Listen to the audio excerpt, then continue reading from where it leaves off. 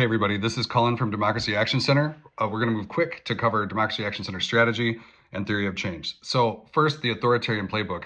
Modern day authoritarians don't just cancel elections. Instead, they move step by step to get the media under their control, one outlet at a time. They get one more business, one more university, one more other institution under their control, one at a time. They put military in the streets, they jail and investigate their political opponents, and then they change election rules little by little, one at a time, so that you get to a point where you still have elections, but it's really hard and eventually impossible for the opposition to win them. And that is called a competitive authoritarian state. Countries like Hungary or Russia, where you still have elections, but the elections become window dressing and the authoritarian always wins. This step-by-step approach to turn democracies into authoritarian states that's been run in other countries is called the authoritarian playbook, and the Trump administration is trying to run that playbook here. The good news is there's a playbook for stopping authoritarians too.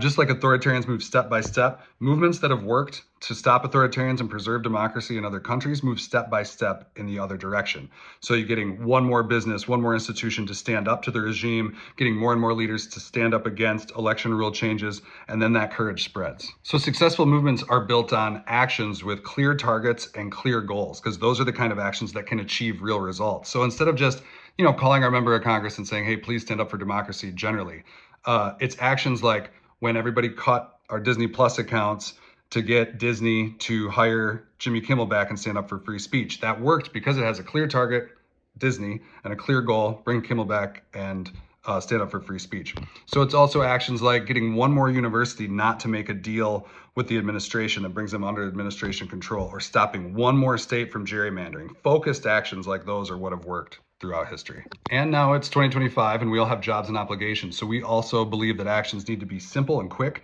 but simple and quick actions can work. Like, it only takes a minute to cut Disney Plus accounts. That worked. And emailing business executives are not like members of Congress. So if they get even 1,000 emails, which is a relatively small number, that is where we all say we're going to cut our accounts, like that gets noticed. Or when we took the action where we all posted on Harvard social media comments, I don't know if you noticed, but each one of those Harvard posts, they only have like 20 comments. So even 5 of us commenting, telling the university not to make a deal, that gets noticed. Imagine if we have 1,000 people, everybody at Harvard, the Harvard president knows about that.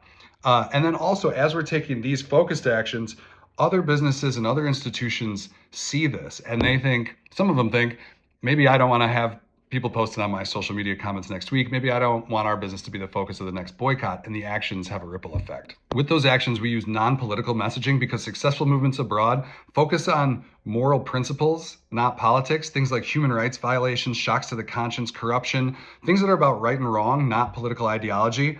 And here, saving our democracy, it's not about politics. It's about freedom of speech, freedom of the press, free and fair elections, a fair justice system. These aren't left-right issues. These are the things that make America, America. And people are exhausted by partisanship in politics, so we believe in uniting people around American ideals. Finally, on strategy going forward, now that the test period is complete, you'll get a survey where you can give us feedback and ideas for making the Action Center better. Then we'll pause, and based on your feedback, we'll make improvements to the Action Center. Then we plan to go out to other organizations and influencers who have large followings on social media so that they can share each week's action with their followers, and then we'll have more and more people taking action with us each week. So in sum, it's about simple actions with clear goals, messages based on principles, not politics, and then taking action together in growing numbers. All right, thank you for watching. We think this is actually a really hopeful time. Americans are standing up. We have the momentum. We're getting wins. Indiana gerrymandering just this week. And that said, I don't know if you watch Heather Cox Richardson, historian, expert on these sorts of things. She said, the momentum is starting to change in democracy's direction. And authoritarians, that's when authoritarians get even more aggressive, when they feel like they're starting to lose. So, but that said, this is America. If we keep standing up, we're going to be fine. We just have to, we have to stay at it.